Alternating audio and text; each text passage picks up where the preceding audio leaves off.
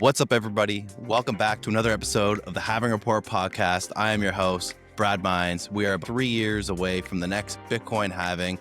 The price of Bitcoin today, US, we're actually dropped down to 82.6 now. We're welcoming back Shaun Somers, organizer of the Niagara Bitcoin Meetup. My good friend, we've worked together on some of the organization for the Bitcoin Meetup down in Niagara. How you doing today, Shaun? Doing fantastic. Great to be here with you.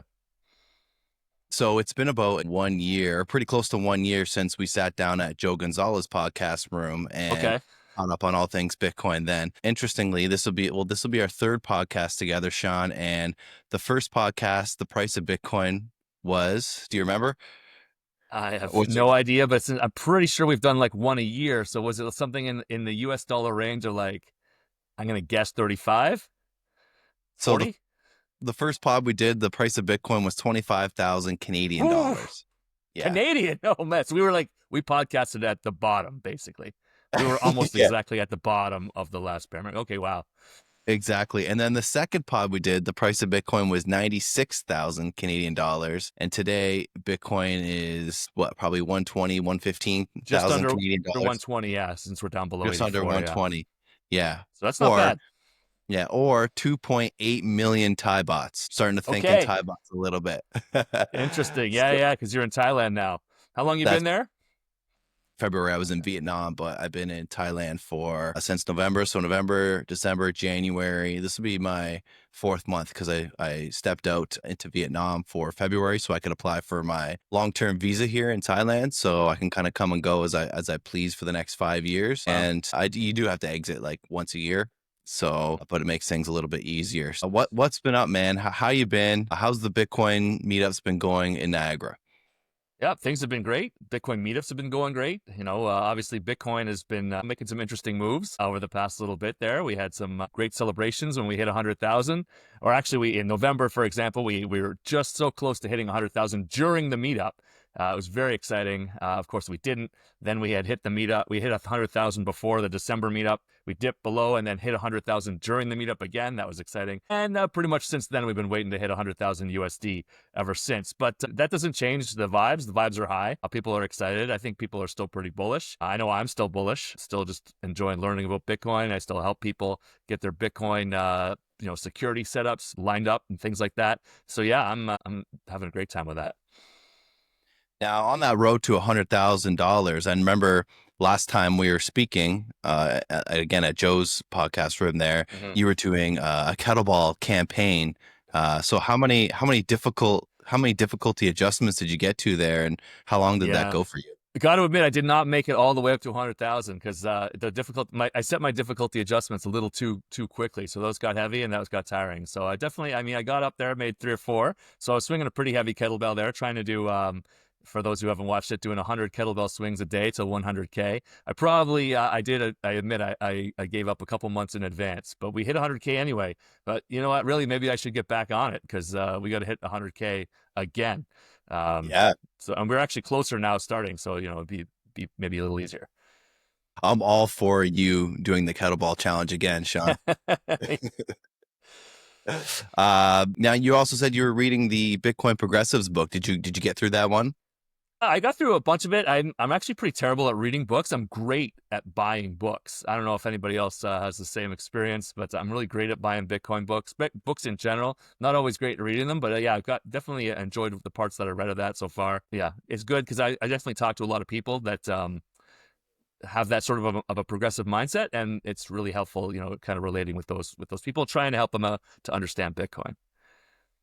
Yeah, no, I respect that. I did like that book too, and like I said, I had Jason Mayer on the show a while back too. So maybe I'll have to get him on. I recommended it to some people as well. Okay, just because again, might be the path that they find to get to Bitcoin. Right. Everybody has a different lens, right? So that's good that you're doing that. And how's your son? Has he cashed out his Bitcoin savings yet for that gaming computer, or is he still stacking them? Great question, actually. So he has purchased his gaming computer. All right. But he, I like to think I taught him well, right? So so this was January of 2024, I guess. He's been saving up his allowance. He's been saving up his birthday money or whatever, some of his savings in cash. It was in cash in a jar, and he's saving up for a computer. And I said in January 2024, maybe you'd like to think about putting that in Bitcoin. He already had some Bitcoin from other his allowance. He gets part of it in Bitcoin. So we just smash bought his $1,000 or whatever it was right into Bitcoin. All right, which he keeps in his multi-sig nunchuck wallet. Works great. And of course, over 2024, had some great returns. Got up to about nearly $2,500 at the top there. So it was more than enough for him to actually get the gaming computer. However, he was not interested in selling his Bitcoin. All right, so he didn't want to cash out, even though prices were high. He understood that Bitcoin still had like me, he realizes it could still go higher. So what he did is he actually took a loan from the family bank. And so now he's paying off his loan, but keeping his Bitcoin, right? So he's got to make a payment every month. The first 2 months, he had enough fiat to make that payment. Last month, he had to send that payment in Bitcoin to me. But it still means he's got the bulk of that Bitcoin, and it's there for, when the price really rips. So hopefully it works out for him. If not, he wins. He's learning either way.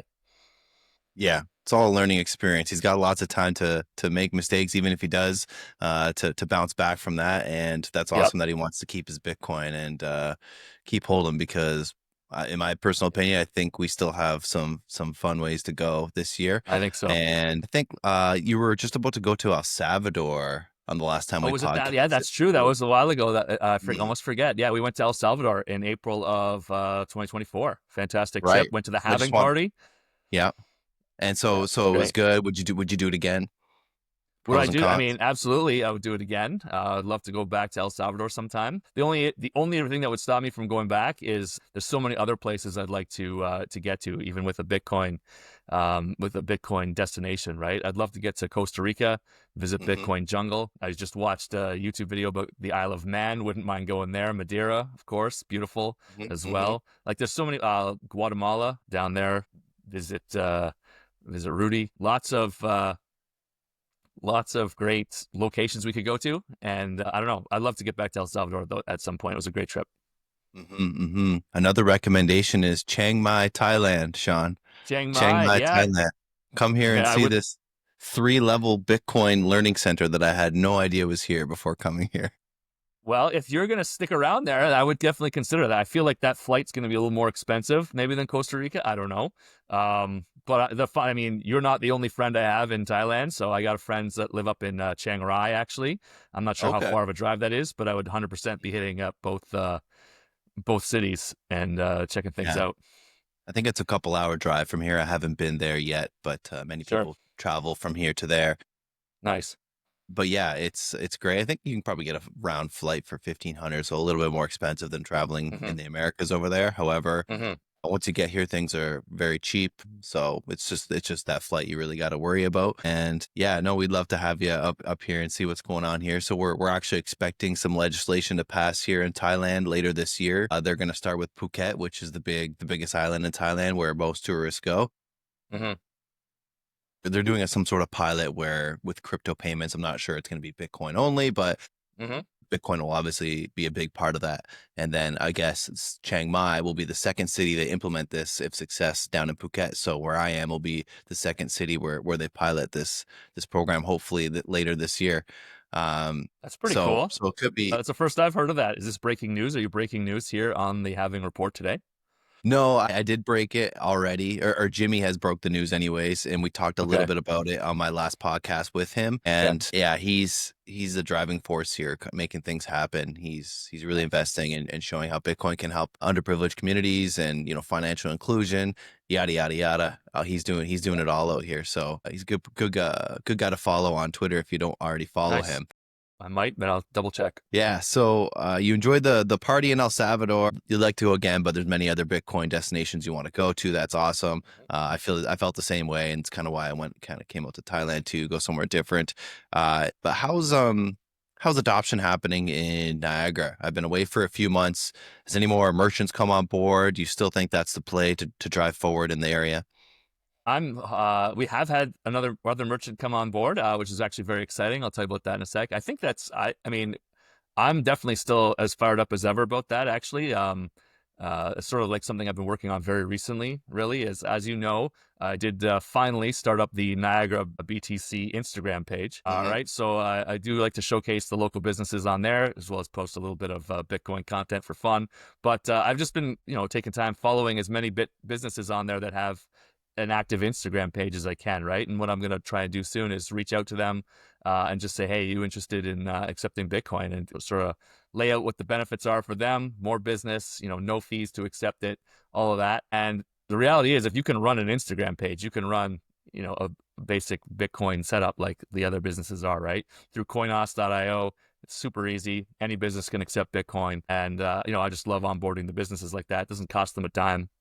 It's wonderful. So, in terms of other businesses coming on board down in Port Colborne, there's G&M Fitness. It's been around for a long time, since 1986, and it had nothing to do with me. That's my favorite part. I didn't onboard this business at all. Just that turned out that the guys who run it, and so somebody I know sent me a picture of their like their welcoming desk. As you show up to log in or sign in or whatever you got to do, they have the big logo G&M Fitness. It's on the Instagram page. You can see it there. And right underneath that, a big Bitcoin accepted here sign. And so my buddy sent me, he works out at that gym, sent me this picture, and I'm like, this is fantastic. So I, of course, as soon as I could, I went over there and just said, hey, like, what, you guys accept Bitcoin? And the manager and the owner, they took me, like, I went back to their office and kind of just talked about Bitcoin for a little bit with them. I was, how did they find out about it? Things like that. And they were just watching a real estate podcast, right? Your Life, Your Terms. It's a real estate podcast focused, but they also talk Bitcoin a lot. And they had the guys from Coinos, Cole and Adam, on there talking about accepting Bitcoin for your business. And they said, well, why don't we have a business? Let's accept Bitcoin. So they set it up, right? And so they've got the sign prominently there. They got people asking them about Bitcoin. Just, I guess it was Thursday, I decided I'm going to stop in there, and I made a purchase. I bought a little tub of creatine, for doing the workouts and such. But I paid with Bitcoin. And I guess I was the first person to actually pay with Bitcoin. I wish I wasn't, because it's been up there for a month. Hopefully we can get a few more people at least visiting and checking it out and paying with Bitcoin. But I mean, everybody who's already a member there would have paid for their year or whatnot in advance. But if people are looking for a place to spend their sats, that's just one more here in the Niagara region, making a total of five businesses where you can spend your sats, right? And this year, I'd like to see us get to 21 businesses, one way or another. So I think that's doable. After that, I want to try and expand it to be 21 businesses in each of the cities and towns, which I think would be cool. And I don't know. I don't see why we can't make Niagara sort of a Bitcoin hub here in Ontario. Yeah, that's a great goal to have. Let's do a little plug. Can you repeat the business name in Port Colborne, the For fifth? G&M Fitness in Port G&M. Colborne. Yeah. Okay. G&M. Yeah. They got a, 24 hours a day, 365 sort of access gym, along with a bunch of services and things that you can do there as well. So I'm not a member yet, but if I become a member, I will pay with Bitcoin. So Awesome. That's great to hear. 5 and 21 businesses. That's a great goal. I think it's ambition. If we're only at 5, it's a big only ambition. at If we're only at 5, well, only I 5 is mean, amazing. 5 is great, but to get to 21 is a far ways to go. We're already at the Yeah. end of March here, Shaun, but let's Yeah. drive it home. Let's drive it home. Let's do some rapid fire Bitcoin news. Oh my goodness. Okay. Recently, we've seen GameStop 1.3 billion Bitcoin buy, or they've raised money for a Bitcoin treasury. I'm wondering if you saw that and what your thoughts are. I definitely did see that. I think it's very interesting. Again, we saw I think there was a price impact on GameStop stock, not much of a price impact on Bitcoin just yet, but of course they haven't made their purchase. Mm-hmm. Yeah, I think it's obviously it's a good move for any company to put Bitcoin on the balance sheet. How that's going to work out for GameStop, I don't know. I was never a huge into the GameStop.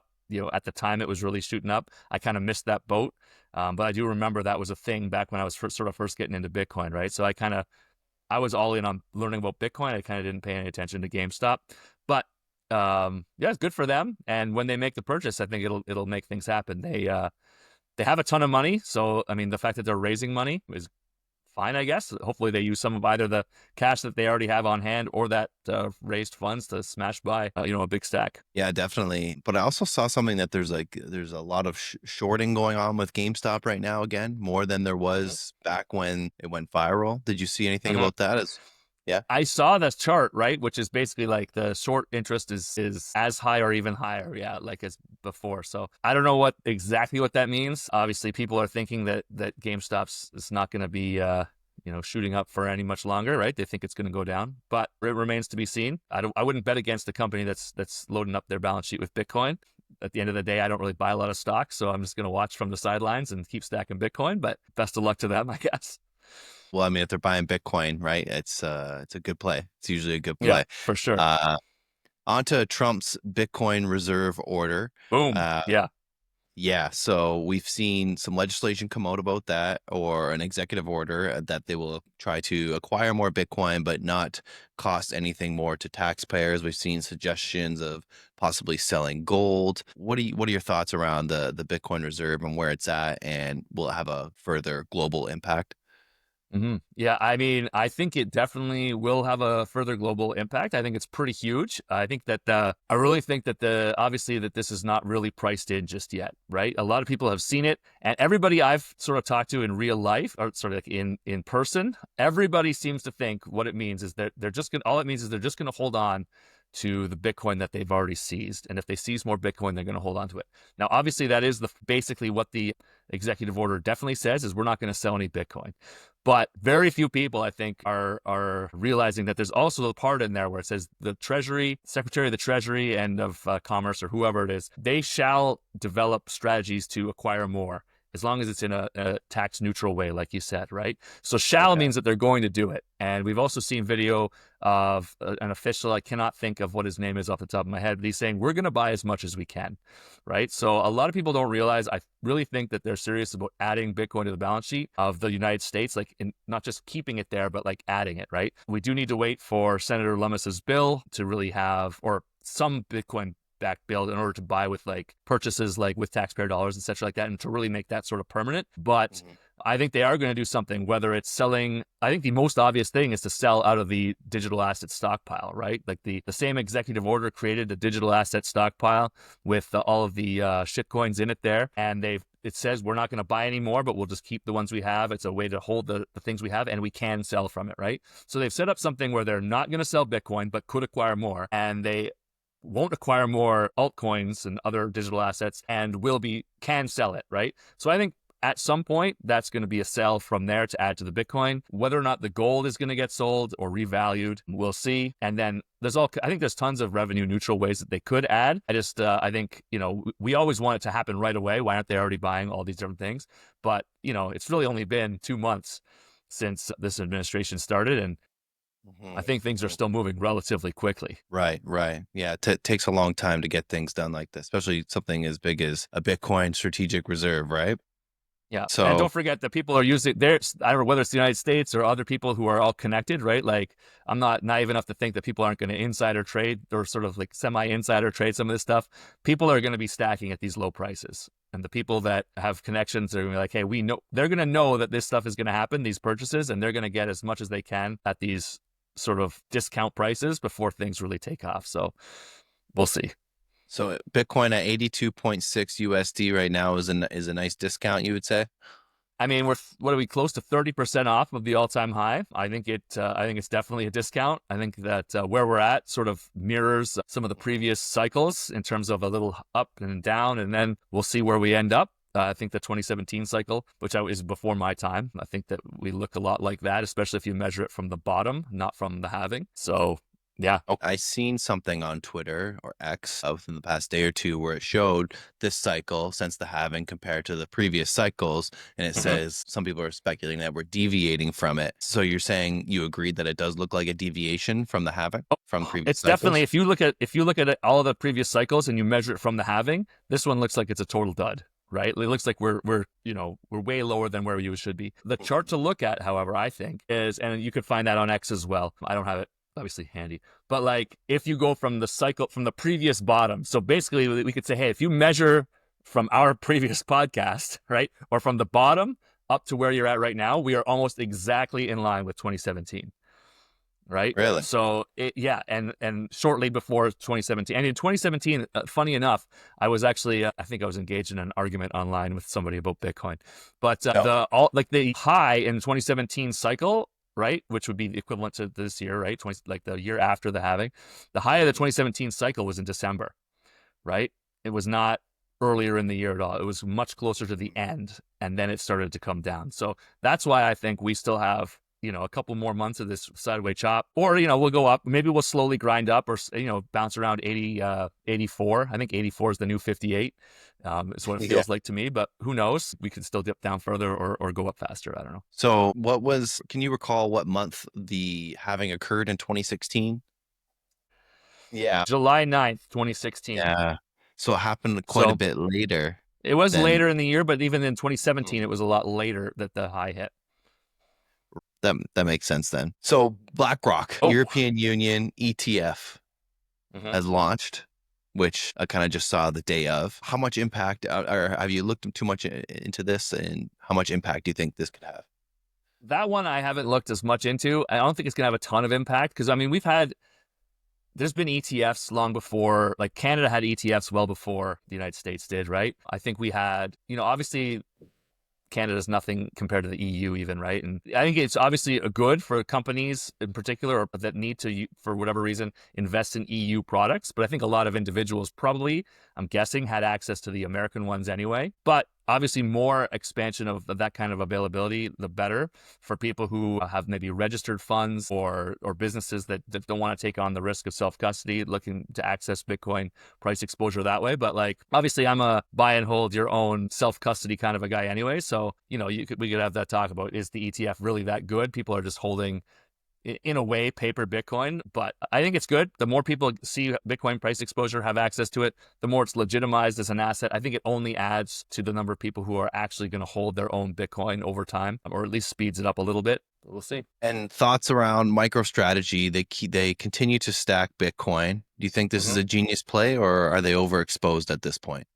And interestingly, of course, they changed their name to Strategy, slightly confusingly. When you talk about their Bitcoin strategy, they are Strategy. Yeah, I mean, again, we talked about, like, it's a good move for a company to buy Bitcoin. The way that Saylor's been doing things in terms of taking these loans out and issuing stock, there's like, it seems to, I mean, this is not my area of expertise at all, but it seems to me like it's a relatively lower risk way to do it. Like he's not going to be liquidated at any reasonable price move very shortly, right? Like these are people can convert their convertible bonds and things like that. I know I've listened to enough podcasts on it, but I'm certainly not enough where I can discuss exactly the mechanism of those types of things. But yeah, I think that they've got an enormous amount of Bitcoin. They're way ahead of other companies, and we'll see if any other company can ever come close, right? I tend to doubt it. Over 500,000 Bitcoin in this day, like in 2025, like for another company to pass by that would take a pretty big price move, I think, by the time they were accumulating it. So we'll see. Are they going to have their Bitcoin seized at some point by the U.S. government? Some people worry about that. But if it's not going to get sold, it wouldn't be terrible. The key, of course, is hold your own keys.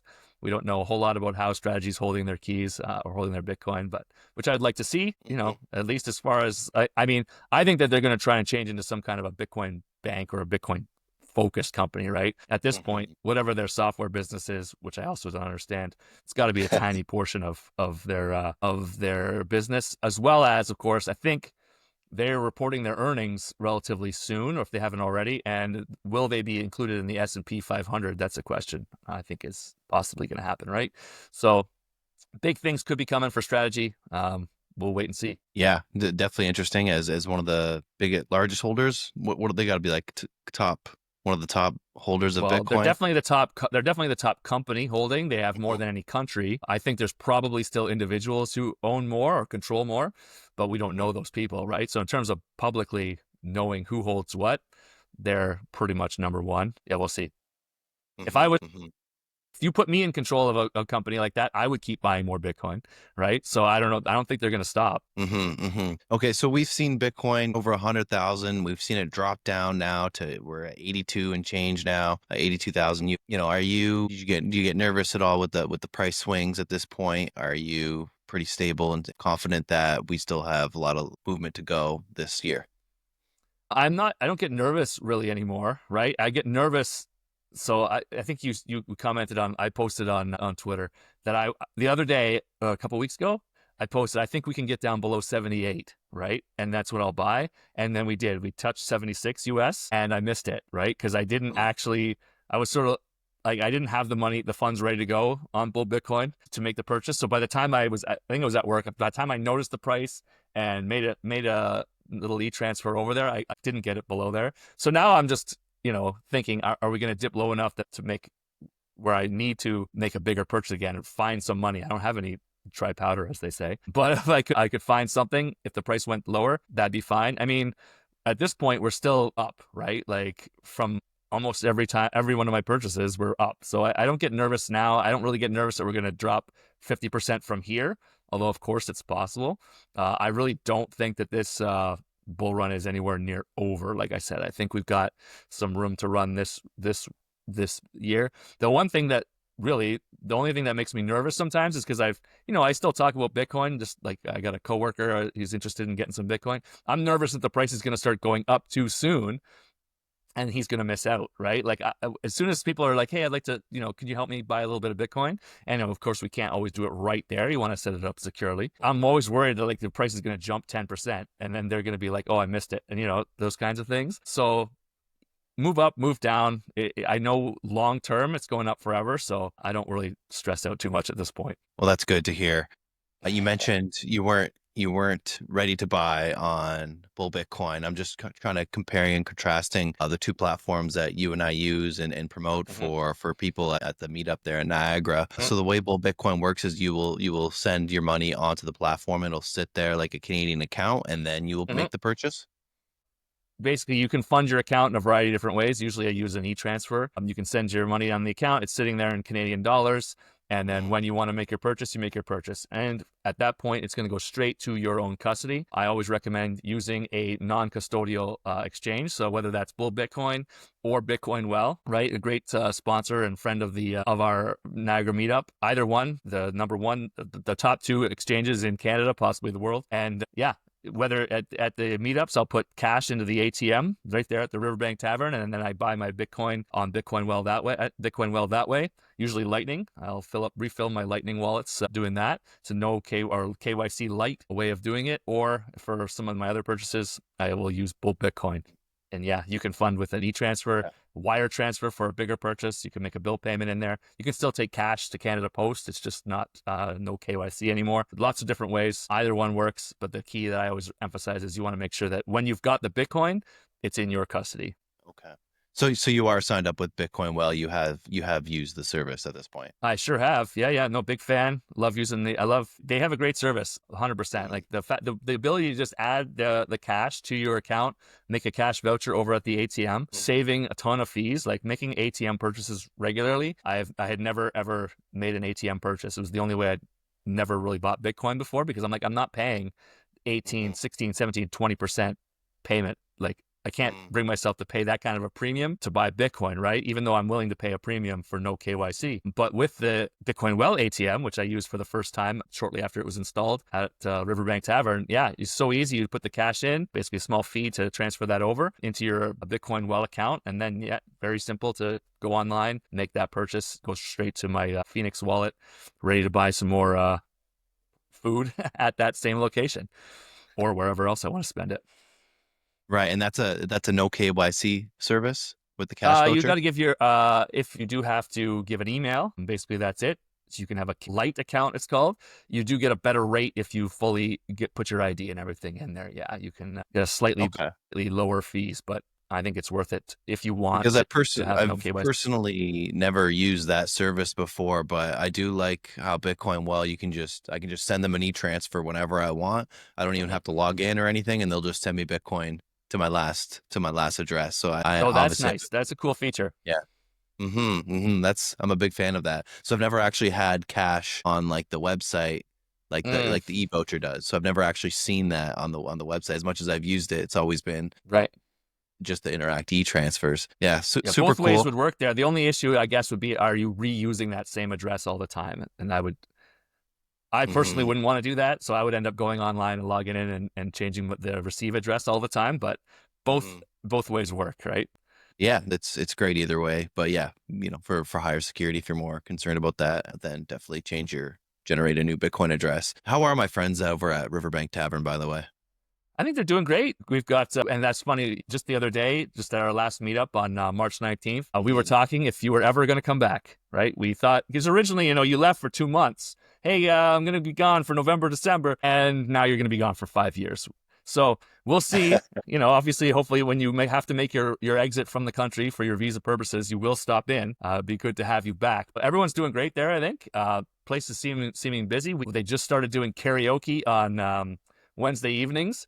So that means that, like, just as our meetup is sort of winding down, the karaoke is winding up. And so I think if we hit 100,000, somebody's going to have to go up and sing.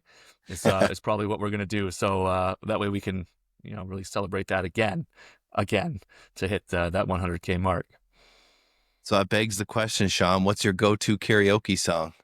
I do not have a go-to karaoke song. However, if forced in that circumstance, of course, I think I would go with Higher by Creed, because, that's what we want. We want to take the Bitcoin price higher.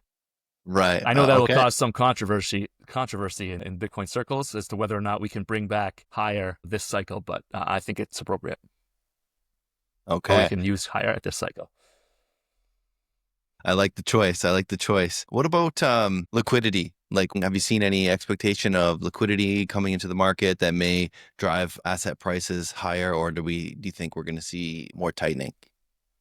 Good question. And I really don't know. I think that that's sort of like what's been the issue recently is like the United States needs to print more money to pay their debt. So there's going to be an increase in liquidity. I just don't know how or when it's going to come. I think that, I don't know if you're aware, but the United States, I believe this year has to roll over something like $7 trillion worth of debt in like the next 6 months. So the difference of them doing that at the interest rates currently versus if they can get it lower, if they can, the Fed will lower their rates, is going to be huge. Or of course, if they issue any kind of a Bitcoin bond, that might be part of that scenario. I don't know. We'll see. But I think, at the end of the day, the money printer is going to go burr, right? Like they're going to have to print more money. The amount of debt is unsustainable. That is why we Bitcoin, right? Is that the fiat system is broken. So while they have tightened a bit, I don't think that can last. So I think that there's going to be more liquidity coming. I think I've seen some charts suggesting that turn has sort of already happened. And so we're kind of in a lagging period now. We'll see price wise. But yeah, I don't know. Yeah, that's a tough question, right? Like with everything we're seeing happen right now, obviously something that they don't want to do is cause inflation or be blamed for that, right? Yeah, the thing is that any government will find itself with, when they're in a debt problem or in a spending scenario, like basically every modern government is, they really only have a couple of options, right? They can basically cut everything, cut all of their services, and actually get into a budget surplus scenario and then start working at paying down the debt. But there would be enormous amounts of pain from that. And I don't think that that's even conceivably possible in a place in almost any modern country, right? You'd be talking about like essentially eliminating Medicare, eliminating Social Security, eliminating all kinds of supports. Like it just wouldn't happen. Or a country can just outright say, we're not going to pay our debt, right? We're going to default on the debt.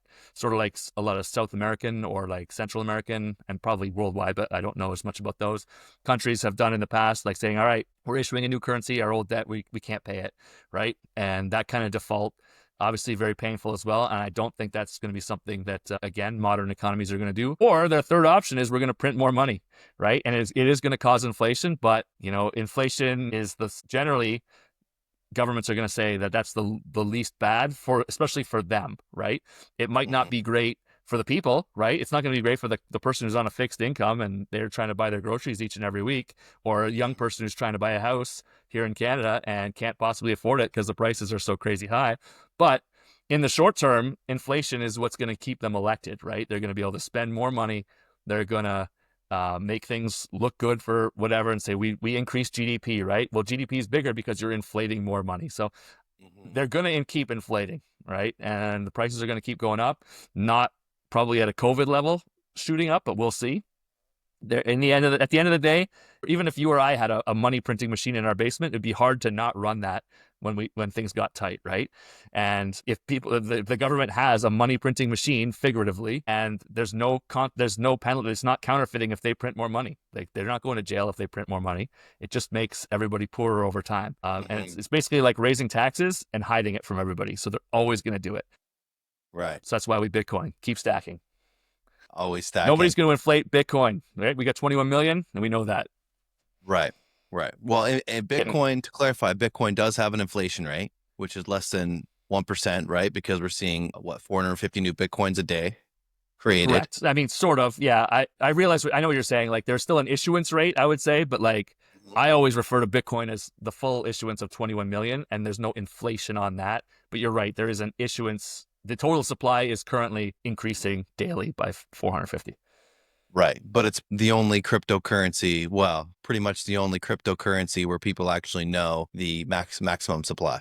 Yeah. So you start talking It's about XRP or Solana or all these other shit coins, no one really knows how much will be in out there, right? well, anybody they can change it anytime they want, right? Anything that's centralized, anyone can make a change. Nobody's going to change um, Bitcoin supply. Anyone's welcome to change, welcome to try. They can make their new Bitcoin and have it have 42 or 85 or 120 million, whatever you want to do. But Right. Bitcoin's always going to have 21 million. Right. Yeah. I think that's your favorite number, 21. All right. That's, yeah, of course, right? It's not actually, I mean, my favorite number probably still 42, right? And that might be where the 21 comes from. But 21 million nowadays, pretty much 21 is where I'm going to base all my Bitcoin related goals on. Yeah. Very cool. Very cool. So how's the turnout been for the Niagara Bitcoin meetup the last few months?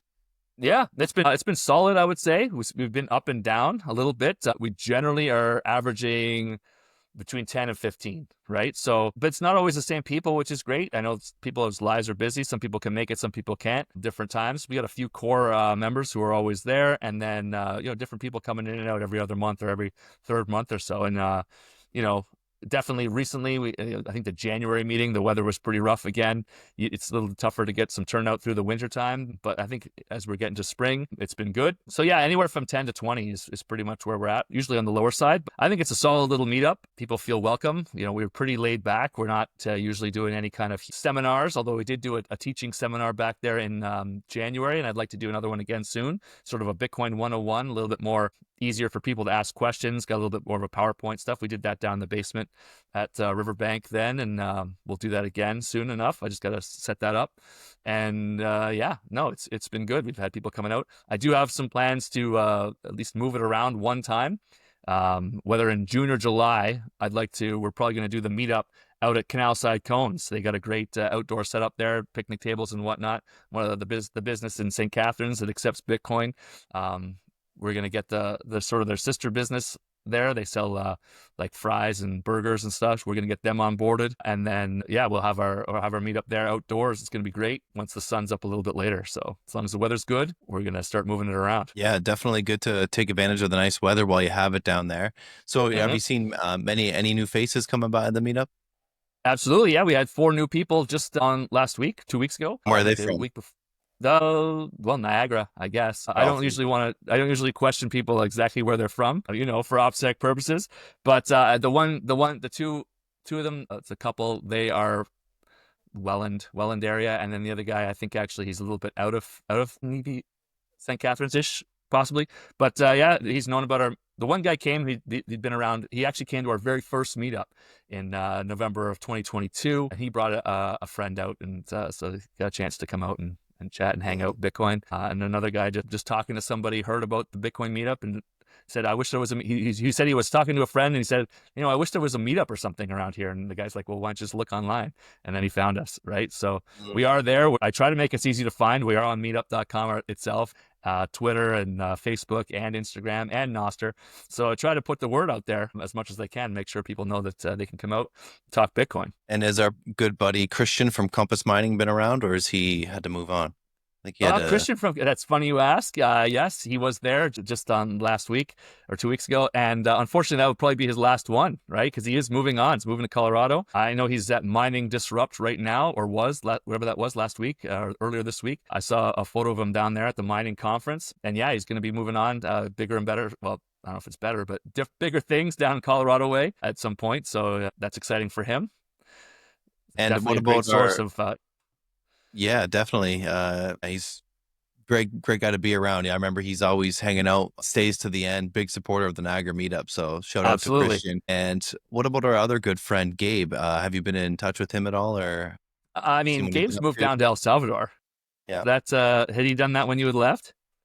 Yeah, so actually I did interview him right at this Right. like the day he had to leave, like a couple hours Yep. I before he remember was that. going to Okay, I the do remember airport. that. So I just wondered if you have spoken to him recently Haven't and had a lot just of contact with him yet, though. Although we did have another member of a regular attender of our meetup. She went down to El Salvador and got to connect with him down there in Ronnie at the hardware store and stuff like that. Being down that way, so I know he's still around. He's doing good things. I see him online teaching and helping people out, which is fantastic.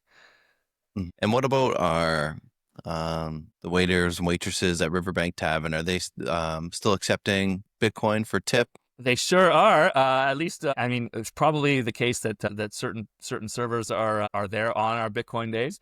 But yeah, they're still ready and able to accept Bitcoin payments. And they got Mhm. that all set up with the Coinos, with the printer, with the QR code and everything that people can pay. And unprompted, will bring out their own phones with their own Lightning address there, right? So people can still tip Wow. them. Okay. And as far as I know, nobody's sold, right? So that's fantastic.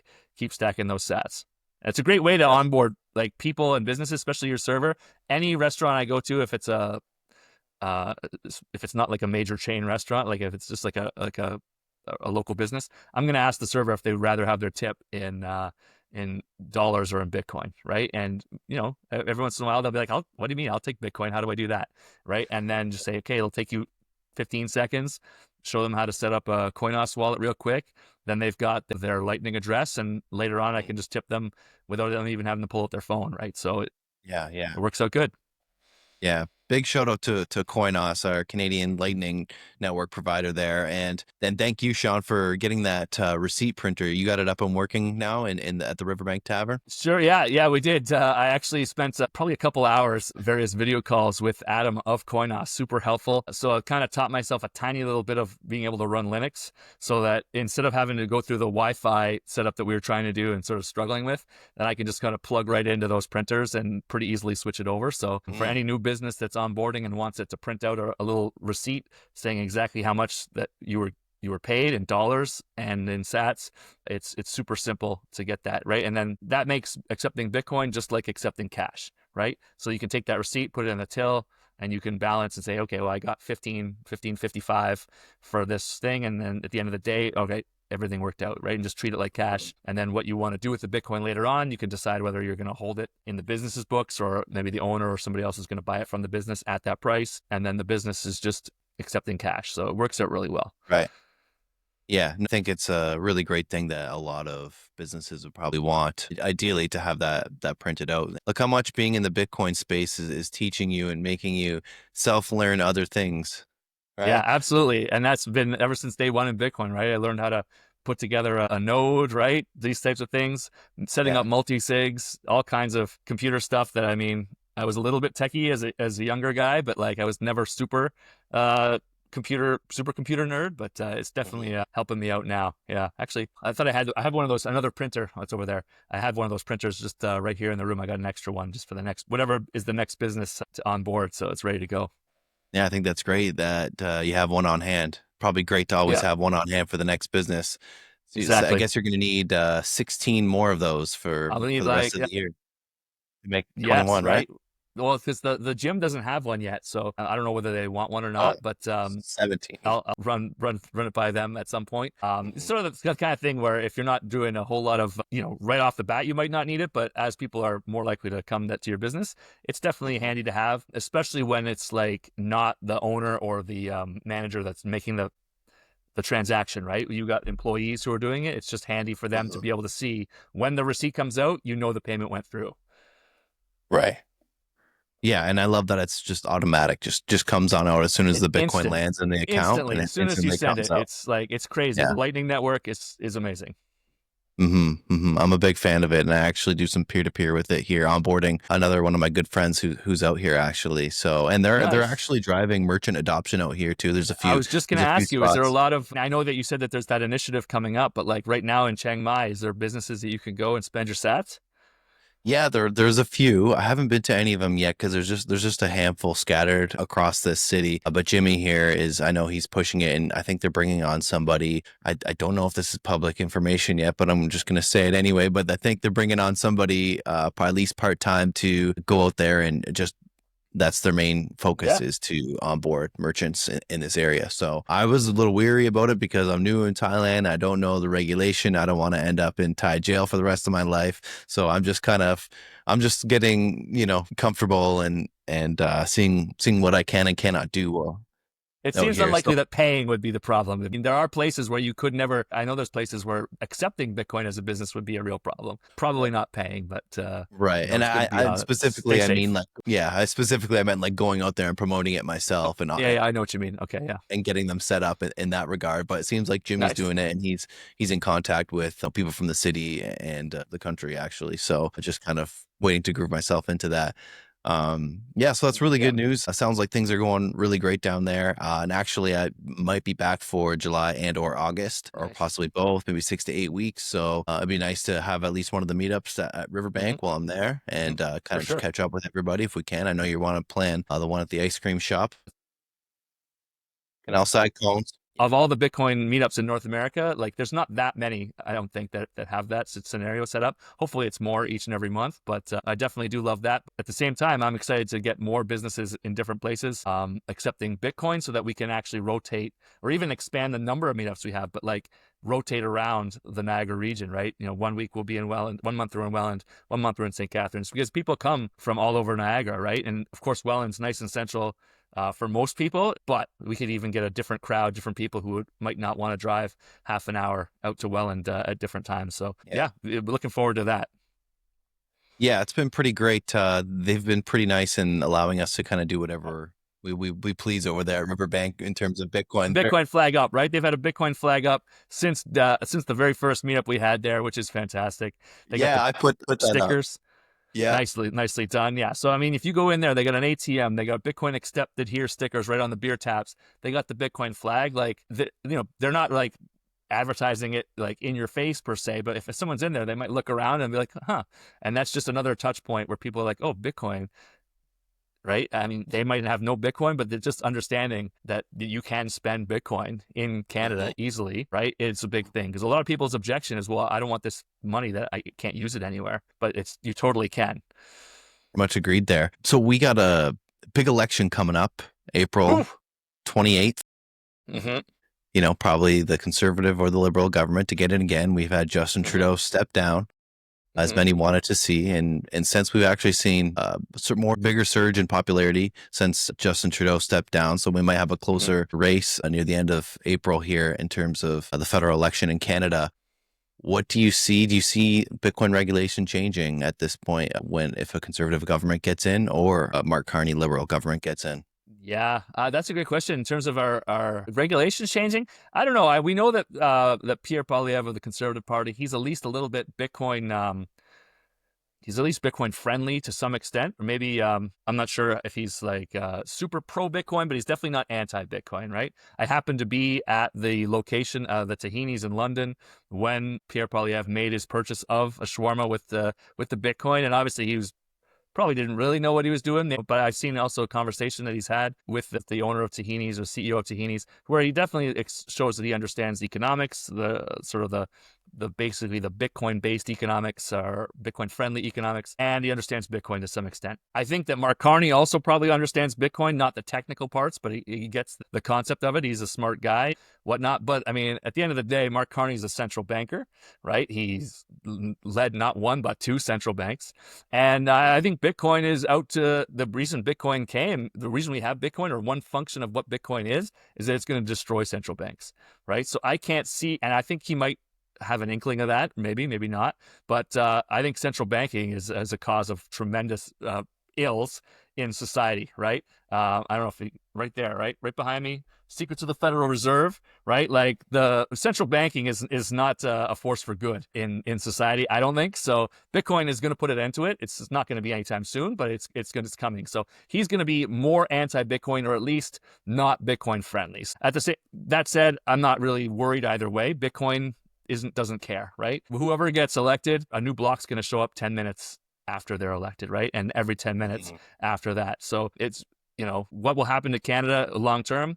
Hard to say. I think got some issues regardless of who wins. Our economy's not super strong. We got our neighbors to the south.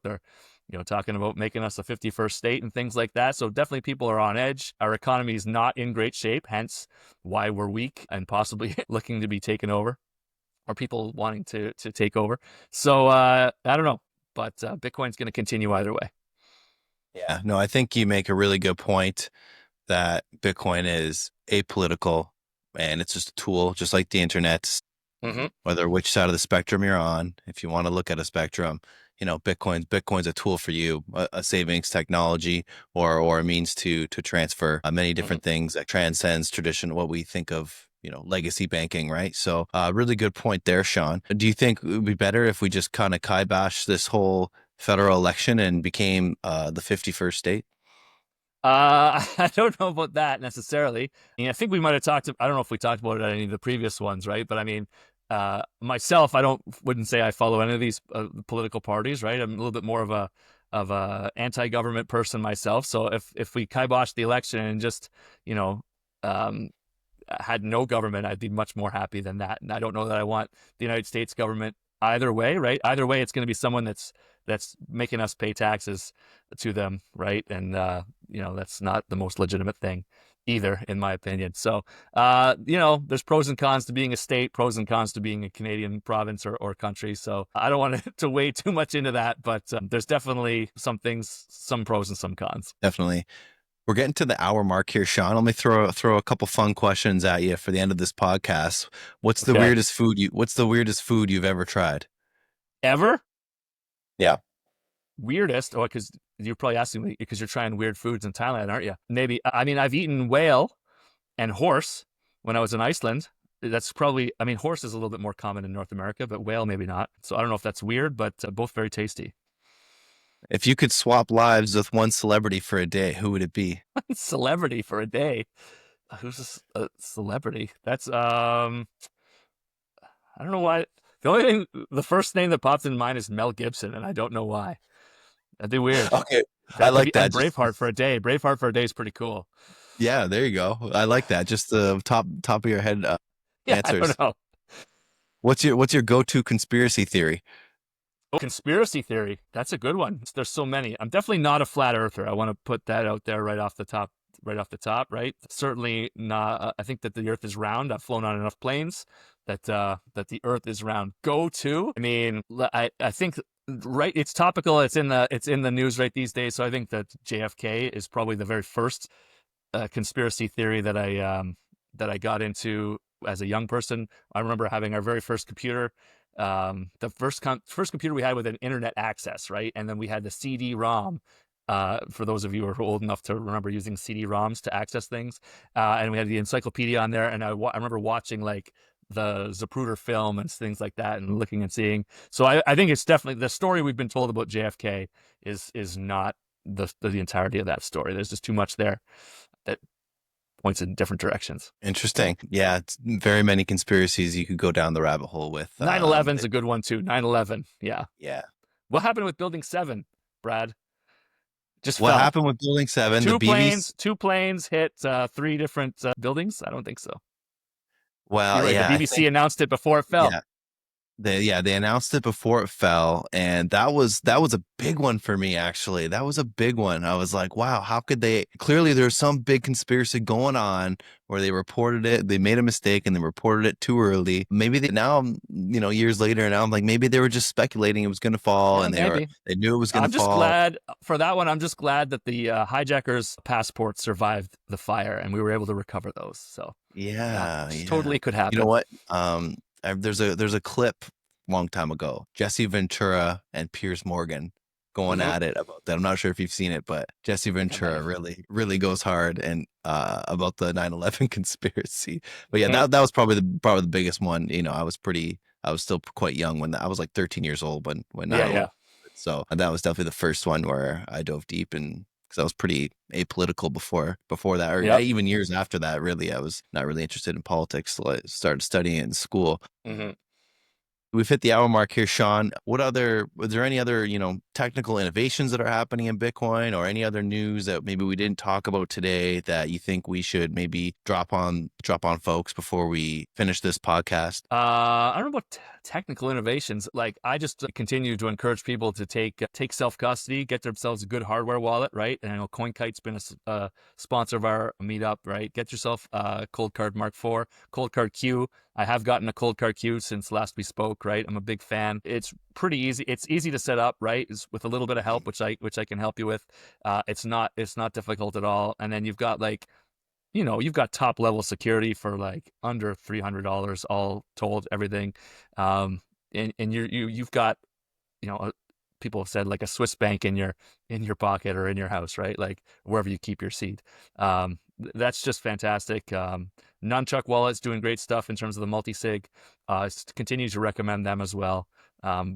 Signal Sig or multi-sig, but just it's so easy to set up a multi-sig these days that people should be looking into that. Really keep increasing your security. NVK of CoinKite's fond of saying, like, protect your Bitcoin like it's worth 10 times what it's worth today, right? So if today it's at 120,000 Canadian, 10 times that is $1 million Canadian, right? So protect it today like it's worth $1 million each.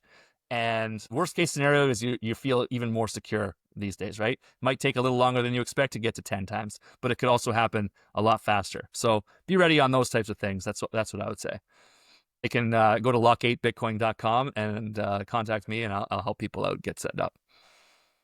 And that's what I like about the Bitcoin only community, is that the focus is on security and securing your Bitcoin rather than all the shit coins or making interest or anything else Exactly. about that's kind of just fluff in this space. Because at the end of the day, if your Bitcoin's not secured, it's not worth anything, right? So, and that goes, same philosophy, really holding on an exchange. If it's not yours, then, anything can happen. So, we've seen too many people learn that lesson the hard way with, exchanges going down over the years. Nobody thinks it's going to be their exchange, but it could definitely happen. Oh, one thing we didn't talk about was there's a big Ethereum hack. Yeah, the Bybit hack. I was just thinking about that as you were talking about the end there. Yeah. So again, that's a case where you cannot secure other coins the same way you can secure Bitcoin, right? It's just the nature of Ethereum. People are trying to sign it with a ledger, I think is what kind of happened there. You can't see the whole transaction. It's too big. Whereas on Bitcoin, it's very clear, especially with something with a nice big screen. Hey, this is how much Bitcoin you're sending to this address. Yes or no, right? Whereas that Ethereum hack, yeah, crazy. They lost 1.4 billion in Ethereum, which of course is getting swapped over to Bitcoin. Yeah, that's the point I was going to make. It's been all swapped to Bitcoin at this point. Did you? Yeah, I mean, I don't know. I'm not following it super closely because, again, I'm not someone who's going to use an exchange, and I don't use Ethereum, so not that. But I mean, the fact that the scammers or the thieves want Bitcoin, not Ethereum, makes sense. I mean, Ethereum's, obviously going to zero just like everything else, but it's definitely struggling these days. Yeah, they're going to want Bitcoin because they can hold it securely and no one's going to take it back. Yeah. Now, I'm not sure if it's true, but I've seen that they've tied that hack to North Korea, the North Korea hacker group. I'm not sure if it's true or not, but, that's in what any I heard. case. I heard the same thing. I haven't done a deep dive on it. I'm not on the case in terms of tracking them down, but I mean, it would make sense. North Korea doesn't produce a whole lot, so they do some criminal type things, right, in order to keep funding their regime. So yeah, I mean, not good. Well, yeah, no, and it speaks volumes when they're converting it to Bitcoin, right? So I'm going to open it up to you, Shaun. Any final comments or questions for me? If not, just let us know where we can follow you, learn more. Yeah, I mean, you can follow me at Shaun Somers on Twitter, but more importantly, you can follow the Bitcoin Meetup at NiagaraBTC, just about anywhere we are. NiagaraBTC on Twitter X, Niagara Bitcoin Meetup on Facebook, and at NiagaraBTC on Instagram. Search for us on Nostr as well. Just find whether or not you're anywhere close to Niagara. If you're close to Niagara, come out to our meetup. If you're close to anywhere else, find a local meetup. Get connected, talk to people, talking to local businesses if you can, if you're interested in that sort of thing, and just keep spreading the message is what I would hope people would want to do. Awesome, man. I want to give you a special thank you for doing this again. This is, like I said, our third podcast together, and it's important to me to continue to keep in touch and try to do what I can to help the Niagara Bitcoin community with you. I love having someone like you in the area that's as passionate as you are about Bitcoin. It was so quiet for a few years when I first got in, and now that I saw you doing the Bitcoin meetup in Niagara Falls, I'm out there, and it's been awesome working with you since, Shaun. So thanks again Same for thing. I doing just want to this. say for sure, thank you so much for all your help. Obviously, I'm happy that you're happy in Thailand and everything there, but you are missed around here for sure, and definitely the meetup would not be where it is without you, right? And we wouldn't have the location of the riverbank either without your help and accepting Bitcoin and everything. So it's super awesome. Thank you so much. Cheers, Shaun. Thanks for Yeah, doing this. thanks.